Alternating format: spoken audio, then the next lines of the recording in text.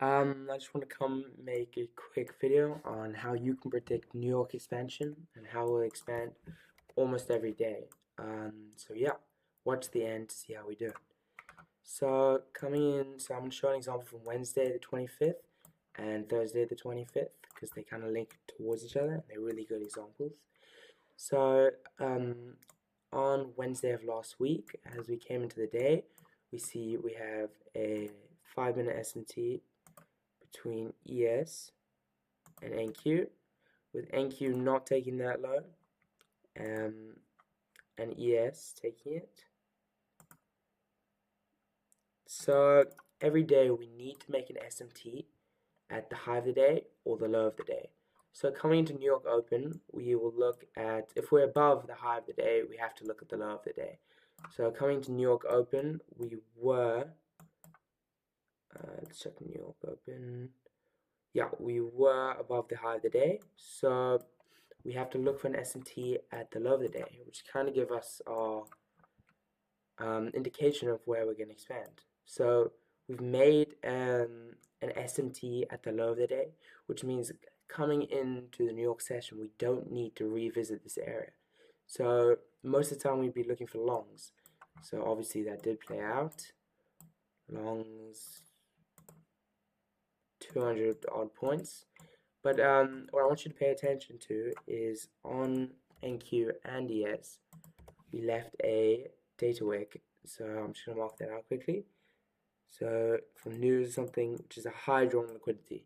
And to be honest, I did think we would have come and filled it sooner, but we basically just pumped up the whole of Wednesday. Coming to Thursday, obviously, which confirmed my bearish bias, we have a new day opening gap, and we really struggled to fill it. We only end up tapping it once on NQ and once on ES. So let me just, yeah. So if we look at NQ and YM, on YM we have an obvious SMT because before the true day open we leave these two relative equal highs, which I don't think we have on NQ, but we were obviously trading above them, so it's a huge SMT. But what I want you to remember is the day before that we left this data wick, which would be our draw liquidity for today. So obviously, and I think there were other things. We were trading outside balance. We kind of struggled to find acceptance into our higher range. Better order flow. If you want to look at that type of stuff, it's much easier to look on ES. But for simplicity's sake, I'm just gonna look at NQ. So yeah, we basically struggled to trade into the new day opening gap. And we haven't touched this data wick, which is a very, very strong drawn liquidity.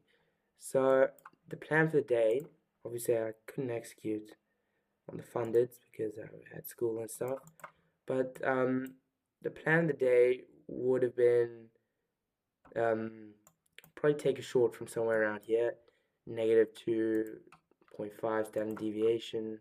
So we tap it, and I was pretty sure this was high of day because even before New York opens, we start.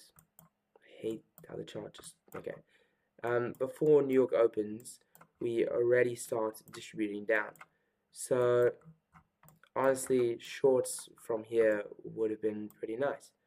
So you probably could have taken a short somewhere around here, maybe waited for a little bit of a confirmation or something. But yeah, that would have been a very good trade. Stop at the high, and you could have targeted what 300 points. So yeah, Wednesday was one of those days where we just kind of dipped. And I think there was also, you could have aligned some macro stuff with that. Gold and oil bullish, and tech's kind of taking a dip with all the stuff with America and Iran. But yeah, so basically the key takeaway from this video is coming into New York Open, if we have an SMT at the low of the day and we don't have an SMT at the high of the day, like here, let me switch on to ES, then we're going to expand in the direction we don't have the SMT. So that would be our immediate expansion. So I'll go find some more examples, but